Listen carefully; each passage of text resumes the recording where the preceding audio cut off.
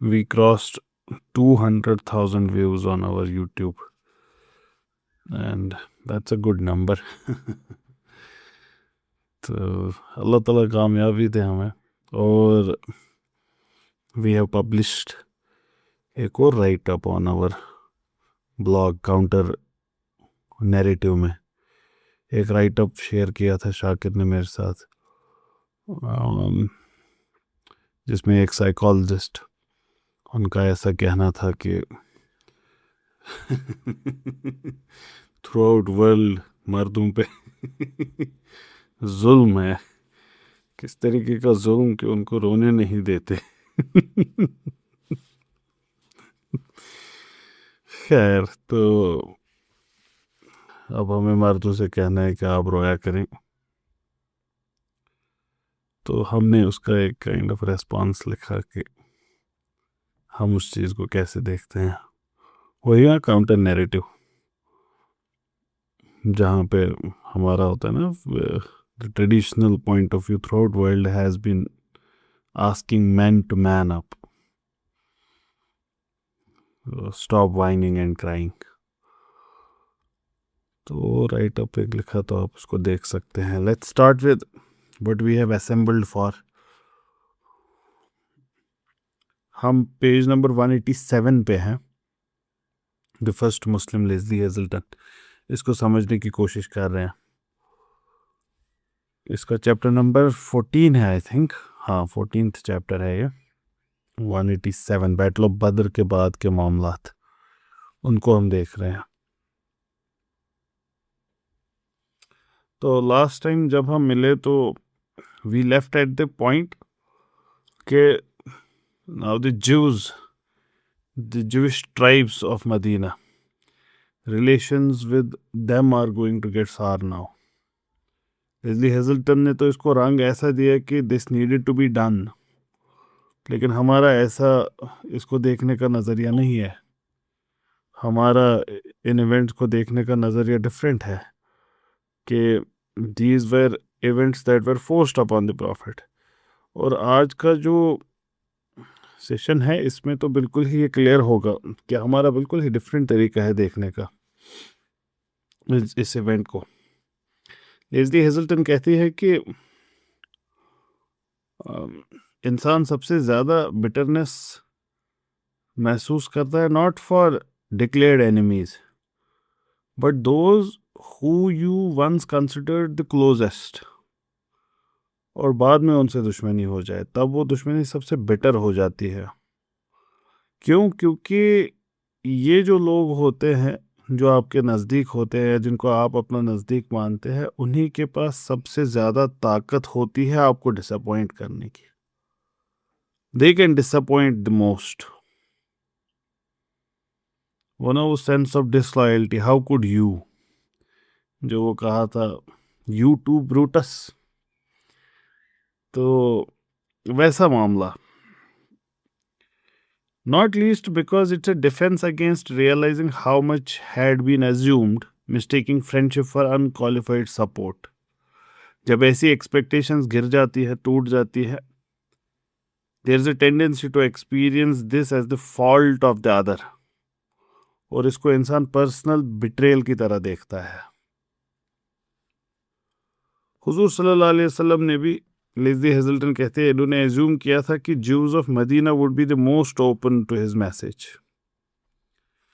लेकिन ऐसा नहीं है. हम ऐसा नहीं मानते, ऐसा हम नहीं सोचते. लेज़ली हेज़ल्टन ऐसा क्यों सोचती है? वो कहती है कि ये तो एक्सपेक्टेड ही है that he would have thought that Jews are the closest. उनके पैगंबर हमारे पैगंबर, उनके डिवाइनली इंस्पायर्ड मैन हमारे डिवाइनली इंस्पायर्ड मैन. जो काम उनके नबियों ने किया वही यहाँ पे भी हो रहा है. जो उनके यहाँ रेवर्ड और रेस्पेक्टेड लोग हैं, great figures of Hebrew Bible है, हज़रत आदम से लेकर हज़रत इब्राहिम तक, हज़रत यूसुफ, हज़रत मूसा, हज़रत Sulaiman, Elijah, all of these, they were honored by the Quran as well. मुसलमानों की तरह ही यहूदी भी खुदा को अल्लाह ही बुलाते थे, और कुरान जैसे रब को अर रहमान बुलाता, तो ये भी रहमान बुलाते खुदा को। तो ये तो क्लियर था कि ये तो दो भाई हैं, और थे भी हकीकत में। दे वर descendant of Hazrat Ibrahim, the first Hanif, जहां से दो ब्रांचेस शुरू हुई थी, हजरत इस्माइल और हजरत इसहाक की। तो ये तो कजिन्स हैं, ये कोई स्ट्रेंजर्स नहीं है। तो if the Jews were standing on Deen Ibrahim, Leslie Hazelton thinks the prophet must have thought that they would be very enthusiastic in their support.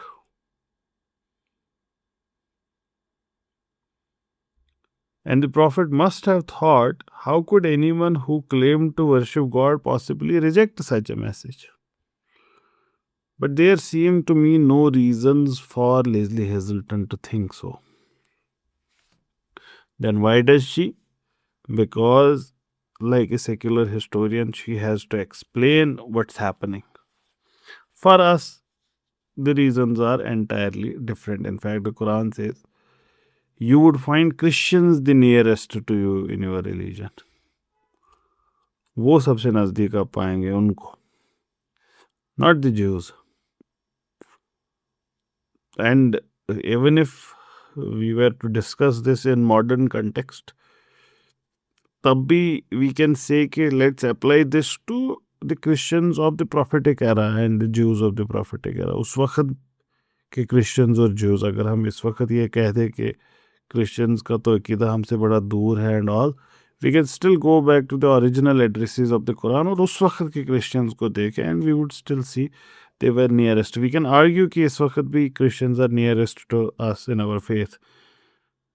But that would require a lot of explanations, explaining to do. So,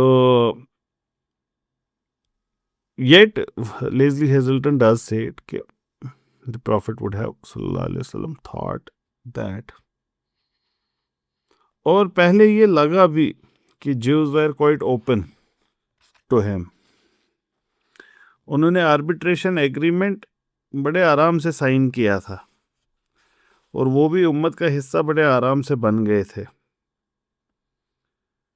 हाँ, वो core member नहीं थे उस document के, दे वर कॉन्फिडरेट्स, मतलब kind of only an agreement, they were not the core thing, the Muslim thing that was going on around the Prophet. That there are people who are accepting Islam. They are not accepting Islam. They are just part of the legal treaty, and they are kind of confederates of the Aus and Khazraj. Quran भी इनको directly address करता है as people of book, and it would declare कि we believe in that which has been revealed to us and that which has been revealed to you. हमारा खुदा और तुम्हारा खुदा एक रब है। मुसलमानों से कहा गया कि यहूदियों के साथ deal with them fairly and politely, और उनसे कहे come to the common terms as between us and you, अल्लाह नाबुद इल्लल्लाह, that we worship none but God, that we associate no partners with him. और इस फॉर्मुलेशन में शायद आपको थोड़ा सा लगे कि बाकी क्रिश्चियंस वगैरह they are thrown out because they kind of believe in multiple gods. Other verses would clarify that as well. Believers, Jews, Christians, Sabians, whosoever believes in God and the day of judgment and does what is right, they shall be rewarded by God. We believe in God and in what was revealed to us, in that which was revealed to Abraham, Ishmael, to Isaac, and Jacob and the tribes, and in that which God gave to Moses and Jesus and the prophets. We discriminate against none of them, declared the Quran. लेकिन दिक्कत ये है कि यहूदियों के पास the Jews did not have any new reason to believe in a new prophet than they had in believing in Jesus. There was nothing new that was happening, right.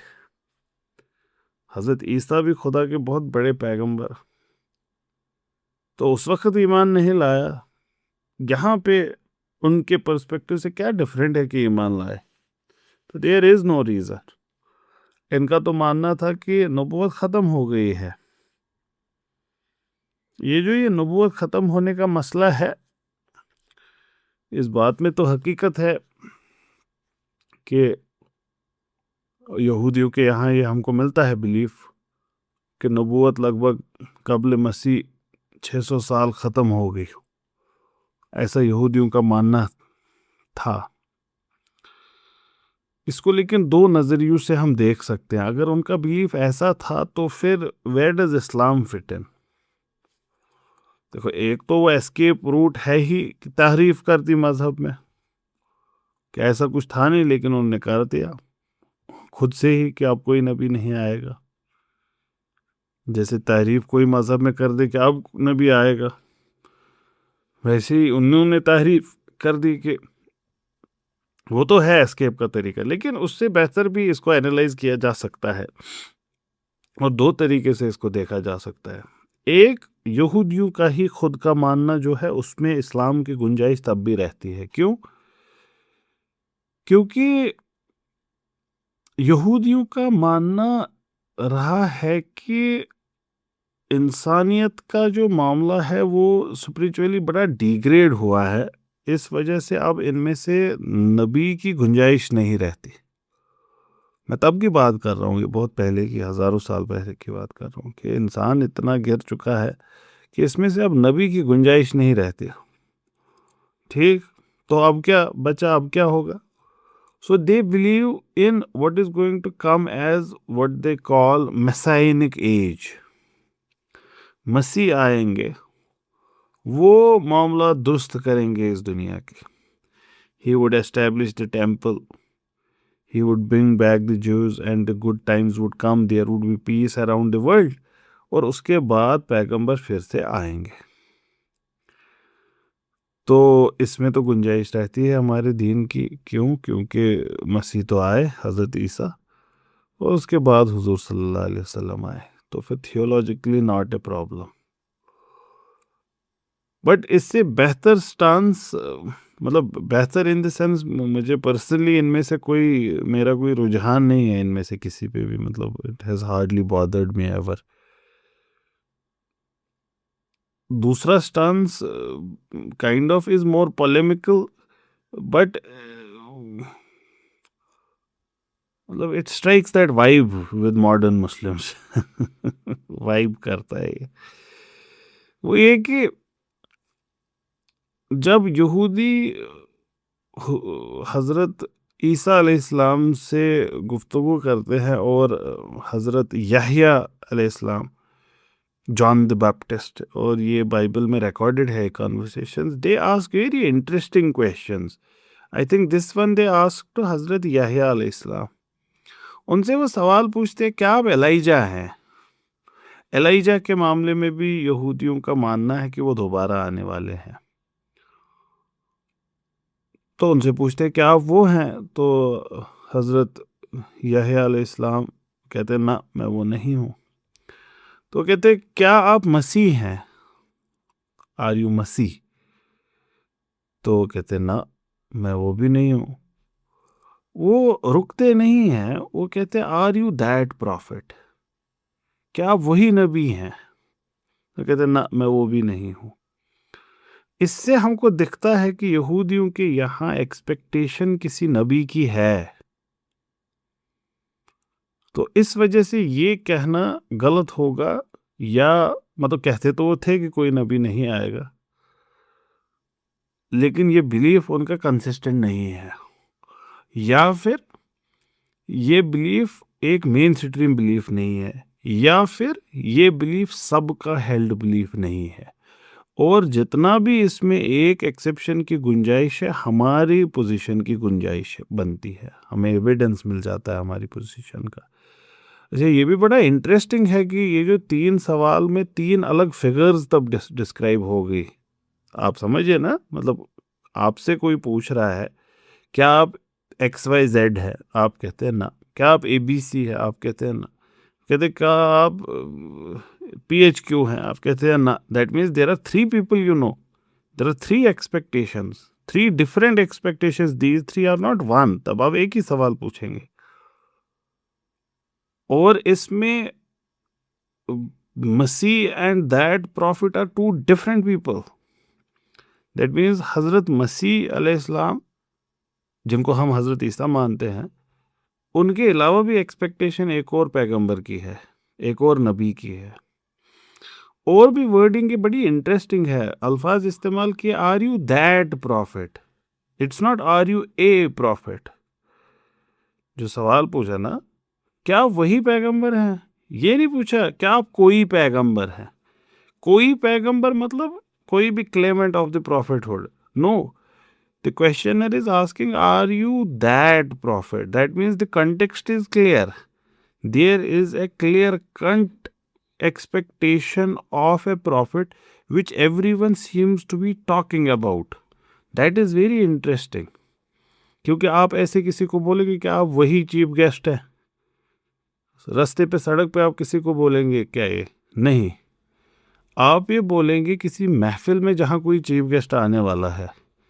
That means जहाँ आसपास सब इस लफ्ज़ से वाकिफ़ है, वो जानते हैं इस लफ्ज़ को। इन अल्फाज से उनका तारुफ नहीं कराया जाएगा नया। दैट प्रॉफिट तब यूज़ नहीं होगा। दैट प्रॉफिट सिर्फ तब यूज़ होगा जब उस वक़्त के कंटेम्प्रेरी कल्चर में इसके बारे में गुफ्तगू हो रही है। क्या आप वही पैगंबर है जिसके बारे में बात हो रही है? ये है एक्चुअल सेंटेंस पूरा। So that kind of brings to the table another aspect of the discussion कि who is talking about this prophet? Why is this prophet being talked about? And it seems to me, और ये मेरा बड़ा personal ख्याल है, कि it is हज़रत ईसा who is talking about him. हज़रत ईसा हज़रत याहिया के कंटेम्पररी हैं, और हज़रत ईसा इट सीम्स कि उनका काम ही था, उनका फंडामेंटल काम था अनाउंस करना हुजूर सल्लल्लाहु अलैहि वसल्लम आने वाले हैं। हज़रत ईसा की मैसेज का नाम है गुड न्यूज़। तो वो कौन सी गुड न्यूज़ दे रहे थे? वो आखिरत की बात बोल रहे थे, सभी पैगंबर बोले। जहन्नम और जन्नत की बात कर रहे थे, सभी पैगंबर बोले। What could have been the good news? The only good news that remains is that he must have told them that Huzur Sallallahu Alaihi Wasallam is arriving. This is speculation. मैं ये स्पेकुलेट ही कर रहा हूँ, कोई ऐसा मेरे पास बड़ा कोई स्ट्रॉन्ग एविडेंस नहीं है। एक रुझान है चीज़ को देखने का, तो ये भी उसी में से है। तो खैर, यहूदियों के यहाँ ये बिलीफ था कि कोई पैगंबर नहीं आएगा, और हमने अब देखा कि ये भी एक वाइडली हेल्ड बिलीफ नहीं था। तो अगर कोई पैगंबर नहीं आएगा, then there is no reason for them to accept Huzur Sallallahu Alaihi Wasallam as a prophet as well. Why would they? They would not accept. 2 साल लगभग इनमें से किसी ने दीन कबूल नहीं किया यहूदियों में से।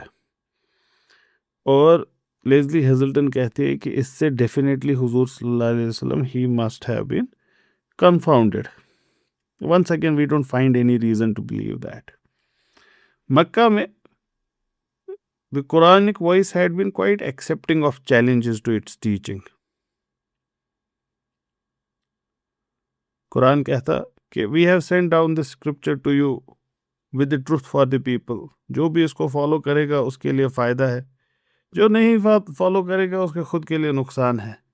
You are not in charge of him. लेकिन अब ऐसा नहीं है। अब कुरान की वॉइस बड़ी स्ट्रांग है। अब ये बड़ा क्लियर पॉइंट आउट करके बताता है, जैसे people of the book, why do you deny God's revelation when you know the truth? तुमको पता है ये हक है, उसके बावजूद तुम इसको डिनाई कर रहे हो। Why do you confound the true with the false and knowingly conceal the truth? और कुछ ही वक्त के बाद यहूदी, जिनको अभी तक फर्स्ट पर्सन या सेकंड पर्सन में एड्रेस करता था कुरान, वी, अस, लेकिन अब they would be referred in third person, they. हाँ, ये तस्लीम करता कुरान के कुछ इनमें से अपराइट थे, कुछ इनमें से ऑनरेबल थे, लेकिन बाकी जो लोग थे, they had made their religion a sport, a pass time. इनके लिए मजाक था ये मजहब सारा। स्केदिंग क्रिटिसिज्म वुड कम, और इस्लाम और कुरान को रिजेक्ट करके ये अपने ही मजहब को रिजेक्ट कर रहे थे। कुरान तो इन्हीं के मजहब को रिवाइव कर रहा था, रिन्यू कर रहा था, लेकिन यहूदियों को कोई ज़रूरत महसूस नहीं हो रही थी रिन्यूअल की। एंड मोर सो, कोई बाहर से आके उनको बोलेगा कि you were not good enough Jews. तो इनके जो पादरी थे, रबाई थे, इनके जो बड़े बड़े थे, they would reject this Quranic appeal. Early historians जो इस्लाम के, इब्न इसहाक है, किताब, इनकी किताबें भरी पड़ी है विद रिपोर्ट्स कि कैसे यहूदी वेहीमेंटली आर्ग्यू करते थे हुजूर सल्लल्लाहु अलैहि वसल्लम के साथ, और इनके पीछे भी आर्ग्यू करते थे with the believers, and they would often stir up trouble. Lesley Hazleton ने इसको बड़ा डाउन प्ले किया। हमारी किताबों में इतना डाउन प्लेड नहीं है। हमारी किताबों में Qaynuqa, Banu Nadir, Banu Qurayza, they are accused of treachery, they are accused of treason, they are accused of violence and hostility of huge proportions. But Lesley Hazleton ने इसको एक लाइन में बताया कि ये डिबेट करते थे। क्या कहते थे कि हुजूर सल्लल्लाहु अलैहि वसल्लम जो बाइबल में से बातें बता रहे हैं वो एक्यूरेट नहीं है, वो गलत है। लेस्ली हेजल्टन आगे कहती है कि ये आर्गुमेंट्स नहीं हुए होंगे।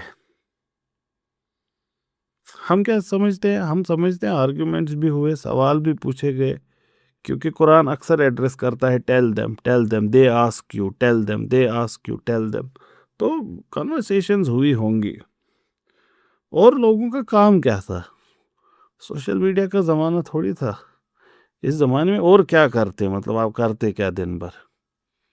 You have ample free time, you would definitely talk about these matters, and the prophetic personality is a very charismatic personality. चाहते न चाहते आप खिंच के इन्हीं के ओर आते। लेस्ली हेजल्टन यहाँ पे कहती है कि ये बात हकीकत में सही है कि कुरान में जो कहानियां हैं और जो बाइबल में भी है, वो कहानियां कुरान में डिफरेंट है, लेकिन ये बात भी हकीकत है कि जिन कहानियों को आज हम कैनोनिकल मानते हैं वेस्ट में, बाइबल के अंदर जो है, मिडिल ईस्ट में और पुराने ज़माने में उनके बड़े सारे वेरिएंट्स माशरे में फेमस थे। तो Quran can not be accused of getting them wrong. There are too many version of these stories in the market. She is right, Lesley Hazleton is right. Quranic stories पे जो Christian writers वगैरह है, उन्होंने बड़े comments किए हैं कि Quran got it wrong, Quran got it from here, Quran got it from there. लेकिन it comes from that epistemic ground कि वो अपने वाली कहानी को पहले सही मानते हैं, फिर उसके कंपैरिजन में कोई और कुछ और कह रहा है तो उसको गलत मान रहे हैं। किसी इंडिपेंडेंट ग्राउंड से ये नहीं क्लेम किया जा सकता कि कुरानिक स्टोरी गलत है और बिब्लिकल स्टोरी सही है। दैट मीन्स तीसरा कोई मेयार नहीं है हमारे पास। जैसे कुरान में हजरत ईसा puts life into clay birds, ये कहानी बाइबल में मौजूद ही नहीं है, लेकिन इसका मतलब ये थोड़ी है कि ऐसा नहीं हो सकता कि हजरत ईसा अलैहिस्सलाम ने ऐसा कुछ नहीं किया होगा। इससे ये साबित होता है क्या? ऐसा बिल्कुल नहीं साबित होता। और फिर हमें ये कहानी मिलती भी है कुछ और किताबों में जो इक्वली पुरानी है जितनी बाइबल है। जैसे गॉस्पेल ऑफ थॉमस है, बाइबल के अंदर नहीं है, लेकिन बाइबल में जो गॉस्पेल्स है उनसे पुरानी है ये किताब, जिसमें हज़रत ईसा अलैहिस्सलाम का ये किस्सा बयान हुआ है। ऐसे ही हज़रत ईसा अपनी इन्फेंसी में बात किए, ये बाइबल में नहीं है, लेकिन इस गॉस्पेल ऑफ थॉमस में ये मौजूद है, ये story. And gospel of Thomas predates at least 3 gospels. Gospel of Matthew से पुराना है, गॉस्पेल ऑफ लूक से पुराना है, गॉस्पेल ऑफ जॉन से तो पुराना है ही है। गॉस्पेल ऑफ मार्क पे क्वेश्चन किया जा सकता है उससे पुराना है कि नहीं, many are inclined to believe उससे भी पुराना है। दैट मीन्स पूरी बाइबल से तो पुराना है, तो उसमें तो ये कहानी है, तो हो सकता है यही कहानी सही हो। हाँ, फ्रॉम ए क्रिश्चियन पर्सपेक्टिव वो इसको एपोक्रिफल मानते हैं। एपोक्रिफल मतलब ये डाउटफुल बुक है, लेकिन इट प्रीडेट्स इस्लाम। ऐसा नहीं है कि मुसलमानों की कहानी को सच करने के लिए किसी ने बाद में लिखा है, इट प्रीडेट्स कुरान। तो ये कहानियाँ मौजूद थी। ऐसे ही द प्रॉफिट सल्लल्लाहु अलैहि वसल्लम गॉट द ट्रिनिटी रॉन्ग, नाउजुबिल्लाह। कि क्रिश्चियंस तो मानते हैं खुदा रूहुल कुदस और हज़रत ईसा खुदा है, Father Son and Holy Ghost, लेकिन कुरान कहता है Father Son and Mother, this is the Trinity. लेकिन इसके भी हमको एविडेंसेस मिलते हैं, इसमें भी कोई हर्ज नहीं है। ऐसा भी हो सकता है कि एक ग्रुप रहा हो जो ऐसे वर्शिप करता हो। क्या ट्रिनिटी का एक ही तरीका था? ऐसा भी नहीं है बिल्कुल भी। ऐसे ही हज़रत मरियम को सिस्टर ऑफ हारून बताया कुरान ने, तो ये भी माज़ल्ला नौज़ुबिल्लाह गलत हो गया। नहीं, ऐसा भी नहीं है गलत हुआ, इसका भी अपना एक तरीका है मुसलमानों का देखने का। तो द पॉइंट हियर बीइंग के स्टोरीज में डिफरेंसेस हैं, but the differences do not prove that one of them is wrong.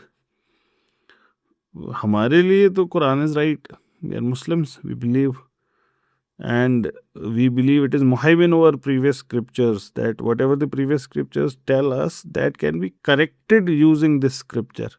अब देखिए बड़ी अच्छी इसकी मिसाल है कि one of the things historians tell us कि हज़रत ईसा का क्रूसिफाई होना is one of the most attested facts, कि ये लगभग हुआ ही हुआ होगा। अब इस मामले में Quran comes to the rescue. Quran हमसे कहता है कि नहीं, ऐसा नहीं हुआ, और ये अपना आर्ग्यूमेंट हिस्टोरियन के आर्ग्यूमेंट पे नहीं बेस कर रहा, ये अपना आर्ग्यूमेंट बेस करता है अपॉन गॉड्स अथॉरिटी। अल्लाह ताला कह रहे हैं ऐसा कि नहीं, ऐसा नहीं हुआ था, एविडेंस कह रही है हुआ था, सब कुछ कह रहा है हुआ था, लेकिन ऐसा नहीं हुआ था। It only appeared to them so, कि हाँ ऐसा लगा उनको कि ये हुआ, एविडेंस मिली उनको कि ये हुआ, लेकिन ऐसा नहीं हुआ। हम उसको उसी बेसिस पे मानते हैं। हाँ, फिर शायद हमको एविडेंस भी मिल जाए कि ऐसा नहीं हुआ था। मुसलमानों ने किताबें भी लिखी हैं थोड़ा सा ये एविडेंस दिखाने के लिए कि ऐसा नहीं हुआ था, लेकिन फाइनली हमारा आर्ग्यूमेंट उस एविडेंस के बेस पे नहीं, अल्लाह ताला के कलाम के बेस पे है। तो ये कहानियाँ रॉन्ग और राइट नहीं है, ये पैरेलल कहानियाँ हैं, ये इंडिपेंडेंट कहानियाँ, ये अप टू डिबेट है, अप टू डिस्कशन है कि which one would you choose. Lesley Hazleton कहती है असली इशू मजहबी है ही नहीं, असली इशू तो पॉलिटिकल है। ये जो मदीना के 3 ज्यूइश ट्राइब्स थे, ये ऑलरेडी आउट नंबर हो गए थे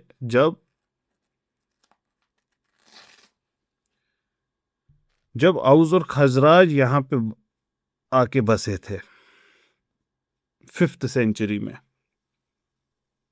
पहले ज्यूज ही यहाँ पे मेजॉरिटी में थे, अब ये आउट नंबर हो गए, माइनॉरिटी बन गए हैं औस और खजराज के आने के बाद।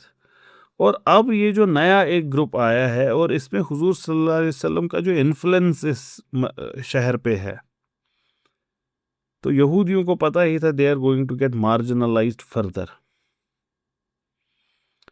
तो अगर वो इस वक्त एक यूनाइटेड फ्रंट खड़ा करें तो they might become a political force which was very strong, जिसको इग्नोर नहीं किया जा सकता। ऐसा शायद यहूदी सोचे होंगे। लेकिन ये भी उन्होंने किया नहीं।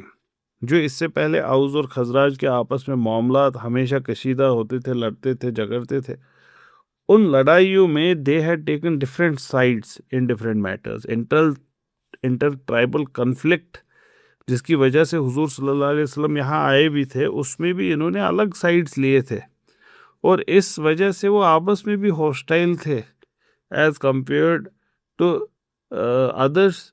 दे were also hostile with each other. तो एक फॉर्मर मेजॉरिटी जो वक्त के साथ माइनॉरिटी बनी, इनके लिए हुजूर सल्लल्लाहु अलैहि वसल्लम की ये ताकत और उनका जो होल्ड इस शहर पे बन रहा था, ये उनको अपने लिए एक थ्रेट ही दिखता। और अगर ये उनको थ्रेट की तरह दिखता था, वक्त साबित करता कि ये थ्रेट ही था। If it was clear that Huzur Sallallahu Alaihi Wasallam was deeply disappointed by Jewish resistance to his message, it was equally clear that he needed to establish himself as no longer as a man to disappoint. अब ये देखिए ना, ये Lesley Hazleton is placing it on the prophet सल्लल्लाहु अलैहि वसल्लम कि हुजूर सल्लल्लाहु अलैहि वसल्लम अब चाहते हैं कि वो अपनी अथॉरिटी को इम्पोज करें। मुझे पर्सनली इस बात से कोई दिक्कत नहीं है, क्योंकि मेरा मानना है कि ऐसा ही होना था कि अथॉरिटी इम्पोज होगी ही। हज़रत नूह ने भी ऐसा ही किया। हज़रत नूह ने जब बताया सबको कि मानोगे, कुछ ने बोला मानेंगे, कुछ ने बोला नहीं मानेंगे। जिन्होंने बोला नहीं मानेंगे उन पे अथॉरिटी इम्पोज हुई सैलाब की शक्ल में। हज़रत लूत ने भी ऐसा ही कहा। तो जिन्होंने नहीं माना उन पे अथॉरिटी इम्पोज हुई। हमेशा ऐसा ही हुआ। The authority was imposed, and that is the sunnah of God in this world. When a messenger comes, the messenger is always successful. यही होता है, और जो गलत रास्ते पे निकलते हैं उनको सज़ा मिलती है। तो यहाँ पे भी ऐसा ही हुआ। हुजूर सल्लल्लाहु अलैहि वसल्लम ने पहले ही ये कहा था कि ये कहानियाँ देखो, ये सब कहानियाँ तुम्हारे सामने हैं, तुमको मालूम भी है, तुम अपने बच्चों को ये सुनाते भी हो। मैं तुम्हारे पास एक अच्छी मैसेज लेकर आया हूँ, इसको कबूल करो, नहीं करोगे तो दास्तां भी ना बचेगी दास्तानों में। तो हम इसको ऐसे देखते हैं। और एक तरीका भी है इसको देखने का कि हर किसी इवेंट का एक इमीडिएट और एक्सटेंडेड कंटेक्स्ट होता है। यहाँ पे भी जो मामलात हो रहे हैं उनका भी एक इमीडिएट कंटेक्स्ट है। And we come to realize that most of these wars, and all, in fact, some would say all of these wars are defensive wars, or wars that the Prophet was forced in. लेकिन Leslie Hazelton wants to place it on the Prophet sallallahu alaihi wasallam that he has to project his power now. That means even if the Jews would have done nothing, he still needed to show that he is the most important person here. And that kind of, even if from the purely Western perspective, does not place him in bad light, because for them power is not a bad thing. But we don't look at our prophet like that. The one, we don't look at him as someone who would instigate people into fighting, because the vast amount of literature we have received from him shows that his temperament was contrary to that. He was the kind of person who would tell us that keep your swords ready, but do not expect to meet your enemy. We believe in a prophet of Rahmah. We don't believe in a prophet who keeps on searching for enemies and so that he might fight them. We don't believe that. So Leslie Hazelton के लिए, he has to find a reason to fight them. And the smallest of three Jewish tribes, the Kainuka, they would now provide that example. The affair of Kainuka, Ibn Ishaq इसको इस नाम से बुलाते हैं। क्या हुआ था? मार्केट प्लेस इंसिडेंट, बदर के 1 महीने बाद एक young Kainuka man, he harassed a Bedouin girl. उसको फोर्स कर रहे थे टू लिफ्ट हर वेल, चेहरे से। तो वो लड़की, शी swore at them, और उनमें से एक ने एक प्रैक्टिकल क्रूड जोक क्रैक करने की कोशिश की। इनकी जो स्कर्ट थी उसको थोड़ा सा, उसका ना एक एज, उसको बांधा कहीं किसी और साइड पे ना, मतलब you put a pin in it and tie it with something else, and when she stands up उनकी this skirt is ripped off और शी इज लेफ्ट नेकेड। और ये देखकर एक मोमिन, एक मुस्लिम आसपास का, ही इज राइटली आउटरेज्ड। ये बाकी लोग इस लड़की पे हंस रहे हैं, seeing her nakedness, they laugh at her, and this outrages the person, and he gets angry. A fist fight breaks out. The Muslim man kills the person, and the fight continues. More people join in. The Muslim man is also killed, and that's how the story goes. तो लेस्ली हेजल्टन कहती है, the story places blame squarely on Qaynuqa. उन्होंने ये मामला सारा शुरू कर दिया। और अगरचे मुसलमान ने इनके यहाँ किसी को मारा भी था, लेकिन जो इनके बीच में माहदा था, जो माहदा साइन हुआ था, द कॉन्स्टिट्यूशन ऑफ मदीना, उसके हिसाब से they should have gone to the prophet सल्लल्लाहु अलैहि वसल्लम फॉर आर्बिट्रेशन। आप मामलात को अपने हाथ में नहीं ले सकते, आपने हुजूर सल्लल्लाहु अलैहि वसल्लम की तरफ रुजू करना है, उनसे लेना है फैसला। इसमें जो ये विविड इमेज दिखती है हमको एक हाफ नेकेड गर्ल की, इससे तो इमेजिनेशन इन्फ्लेम होगी ही। कोई भी इज्जतदार शख्स ऐसे मौके पे वो तो बिल्कुल खड़ा होगा ही, और कोई भी इज्जतदार कौम, इज्जतदार शख्स ऐसी चीज़ को होने नहीं देखा। लेकिन इसके बावजूद लेस्ली हेजल्टन कहती है, मुझे नहीं लगता ऐसा कुछ हुआ होगा। क्यों? क्योंकि कोई भी मदीना की औरत, लेट अलोन ए बेडोइन वुमन, वोर वेल्स एट दैट टाइम, कि इनके यहाँ तो कंसेप्ट ही नहीं था चेहरा ढकने का। वेल का कंसेप्ट तो 3 साल बाद आया, और वो भी सिर्फ हुजूर सल्लल्लाहु अलैहि वसल्लम की वाइव्स के लिए। लेकिन जो भी मसला हुआ, जो भी हुआ, सिंगल आउट इसमें काइनुका हुए, और उनके साथ अब कोई ना कोई मामला होना था। लेस्ली हेजल्टन कहती है, लेकिन कुछ और भी रीजंस थे, और इससे ज़्यादा पॉलिटिकल रीजंस थे वो, और वो थे one centred on the possibility of collusion with the enemy. अब देखो ना कितना डाउन प्ले किया इस वाली बात को, जो हमारा मौक़िफ़ है मुसलमानों का। हमारा मौक़िफ़ ये नहीं है कि बात इतनी सी थी, जबकि ये बात भी इतनी सी नहीं है कि they did not call the prophet for arbitration, because they are indirectly not believing in his authority, जो कि माहदा है। बात तो ये भी बहुत बड़ी है। लेकिन अब लेस्ली हेजल्टन कहती है, this is called poisoning the well, कि पहले एक ओपिनियन खड़ा कर दिया, उसके बाद चलो लगे हाथ ये भी कह देते हैं कि मोर पॉलिटिकल रीजंस थे। वो क्या थे? कोल्यूजन विद द एनिमी, दुश्मन के साथ सुलह, और दुश्मन के साथ वो काइंड ऑफ ना, कोल्यूजन को कैसे बयान करूं, एक मिली भगत उनके साथ कुछ प्लान करना, ट्रीजन जिसको कहेंगे। और ये हमको कैसे पता? बेसिक एविडेंस तो सरफेस पे ही है। अबू सुफियान को कैसे पता कि बदर की तरफ 300 लोग जा रहे हैं?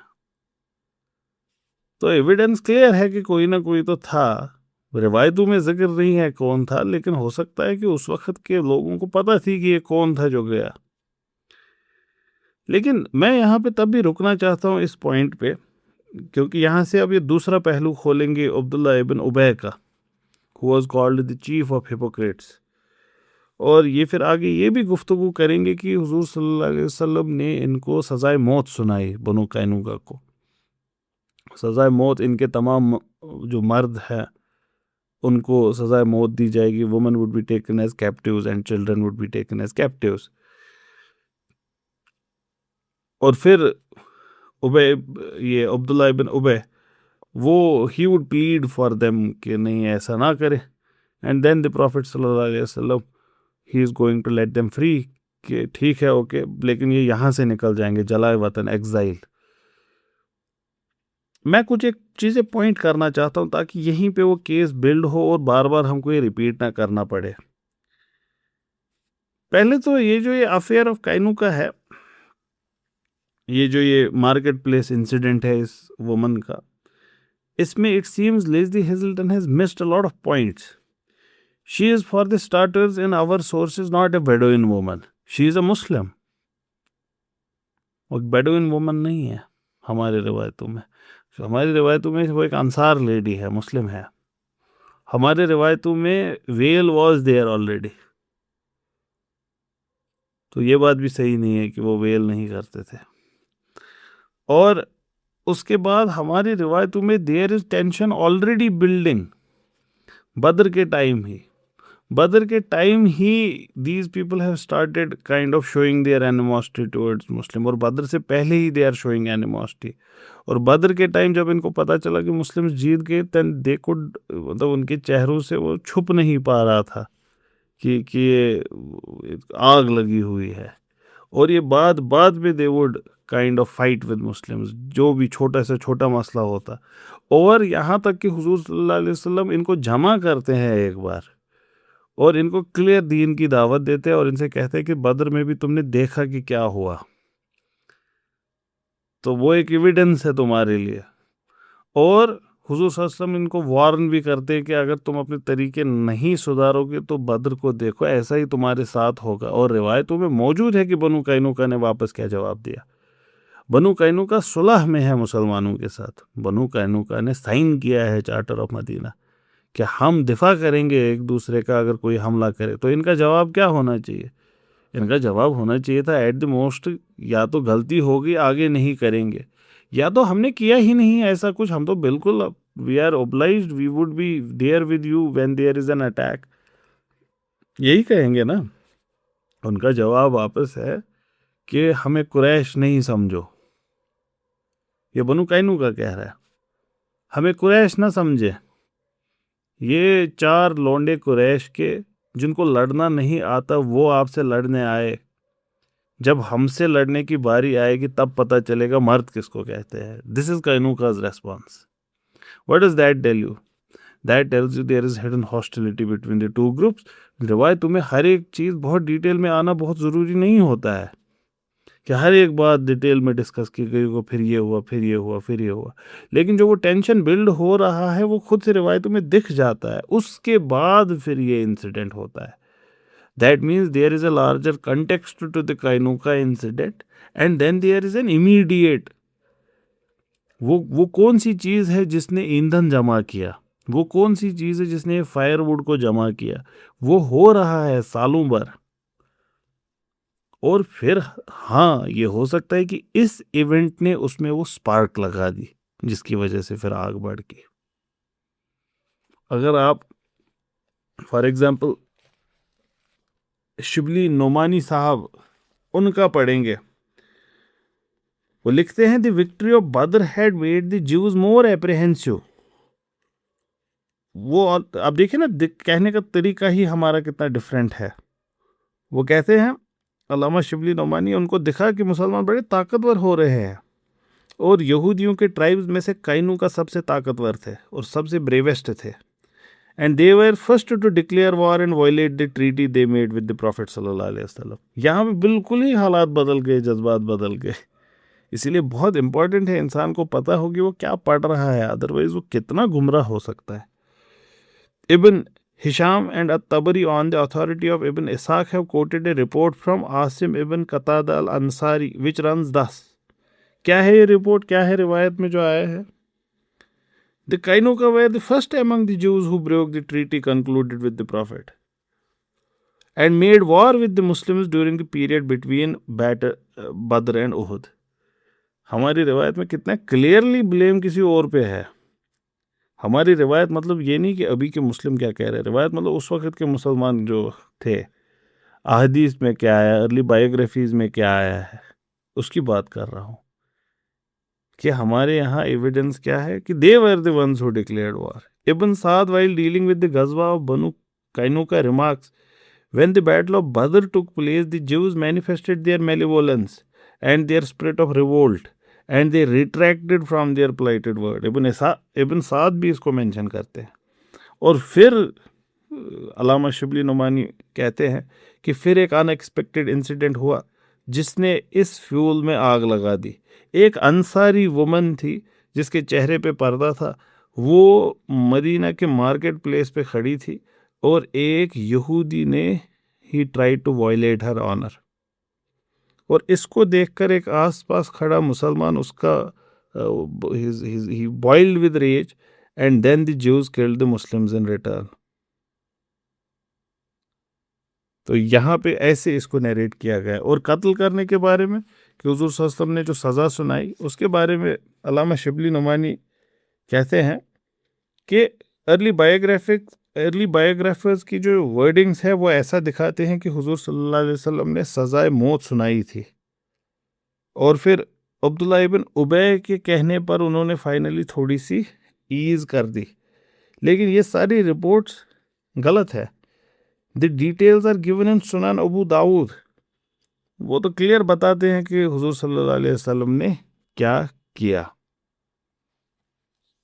ऐसे ही बहुत इंपॉर्टेंट किताब मार्टिन लिंग्स की,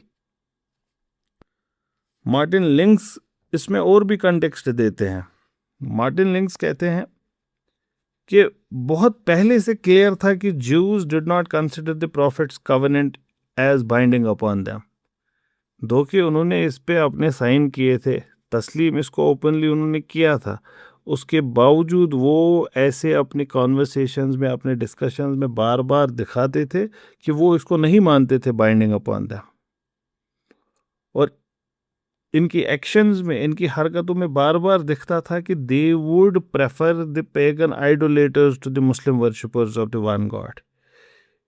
ये मार्टिन लिंग्स की जो बायोग्राफी है हुजूर सल्लल्लाहु अलैहि वसल्लम की, ये one of the highest acclaimed biographies में से एक है। इनफैक्ट हमने देखा लेज़ली हेजल्टन भी इसके बारे में बात करती है, इस किताब के बारे में। It's considered a landmark text. फिर मार्टिन लिंग्स कहते हैं, while affirming the piety and trustworthiness of individuals among the Jews, Quran already discuss करने लगा था इनके बिहेवियर को। And he quotes Quran. He says, the prophet and his followers were told to be aware of the Jews. They will do all they can do to ruin you, and they love to cause you trouble. Their hatred is clear from what their mouths utter, and what their breasts conceal is even greater. मतलब इससे क्या साबित हुआ? इससे ये साबित, और Quran contemporary है, इससे ये साबित हुआ कि ओपन हॉस्टिलिटीज हैं। वो स्पीचेस नहीं लिखी गई हैं, लेकिन उनकी हॉस्टिलिटी ओपन है। तभी तो कुरान ने ऐसा कहा ना, their hatred is clear from what their mouths utter. और फिर कुरान आगे कहता है, दैट मीन्स अल्लाह ताला फरमा रहे हैं कि जो उनके दिलों में है वो तो इससे बहुत ज्यादा है। फिर इसके बाद मार्टिन लिंग्स कहते हैं, there could be no doubt that the hopes of the Jews were turning more and more to the prophet's own tribe as the chief means of obliterating the new religion. अब जब ऐसा मामला है तो ये यहूदी किसकी ओर मुड़ेंगे टू हेल्प? ये तो कुरैश की तरफ ही देखेंगे कि यही है जिनसे हमारा कुछ फायदा हो सकता है। फिर मार्टिन लिंग्स कहते हैं कि हुजूर सल्लल्लाहु अलैहि वसल्लम के तमाम movements they regularly reported to Mecca, and if Quraysh marched out against him as far as the Jewish fortresses to the south of Medina, that is to within about days' journey from his mosque, it seemed certain that the Meccan army would be reinforced at the crucial moment by these Jewish contingents. क्या कहा Martin लिंग्स ने? Martin लिंग्स ने कहा कि ये बात इतनी सी ही नहीं है, यहाँ तो क्लियर कट ट्रीजन की बातें हो रही है। और अगर वो सही में कुरैश चढ़ाई करते मदीना पे, they could have entered Kainuka's fortresses from which they were one day away from Masjid Nabawi. And then Quran also says after Badr, immediately after Badr, अगर आपके साथ कुछ अच्छा होगा, it is evil in their eyes, और अगर आपके साथ कोई बुरा होगा, they rejoice therein. और फिर मार्टिन लिंग्स कहते हैं, ये आयत का सबूत क्लियरली मिला जब बद्र की विक्ट्री हुई। When the news came of the victory, the tribes of Kainuka, Nadir, and Quraiza, they were unable to conceal their dismay. Particularly striking was the case of Kaab, the son of Ashraf, जिसको वो यहूदी ही मानते थे, because his mother was Yahudi. He had become, in fact, a prominent member of the tribe, partly owing to his wealth, etc. When he heard the tidings that Zaid and Abdullah brought, with the names of those outstanding men of Quraysh who had been killed, he exclaimed, "By God, if Muhammad ﷺ had slain these men, then is the inside of the earth better than its outside." And then he goes to Quraysh and then he tells them, get your groups together and fight, take revenge. और ये जो news है काब की activities की, ये भी Medina पहुंची. काब खुद तो आउट ऑफ रीच था, लेकिन इसके जो ट्राइब्स थे, यहूदी ट्राइब्स, वो यहीं पे थे अभी. ये मार्टिन लिंक्स कह रहे हैं. And then the Prophet was especially informed of the treachery and hatred of Banu Kainuka, क्योंकि इनमें से Abdullah ibn Salam had been one of their leading men and was well versed in their ways. Moreover, it was they who were allies of Khazrajite ibn Ubay, the leader of hypocrites, and their presence was more felt than that of other Jewish tribes. The Prophet had recently reviewed their command.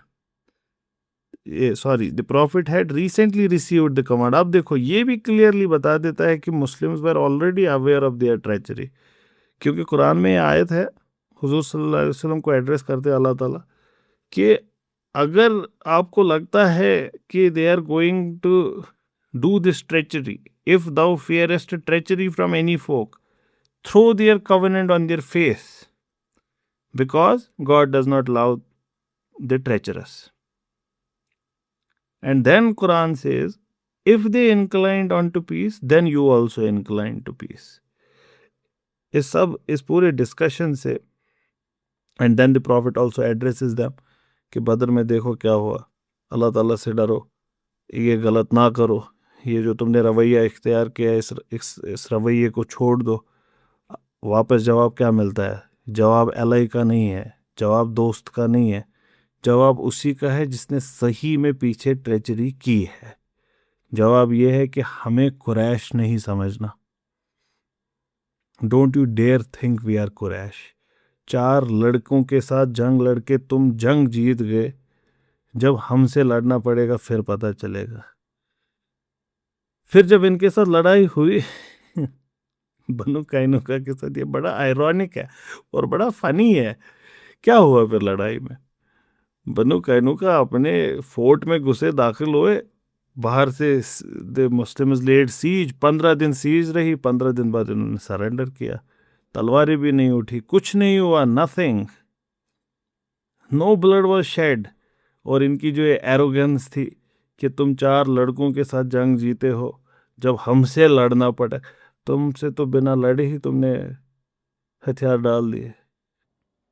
तो इसके बाद क्या हुआ उसको इंशाल्लाह अगले session में देखेंगे.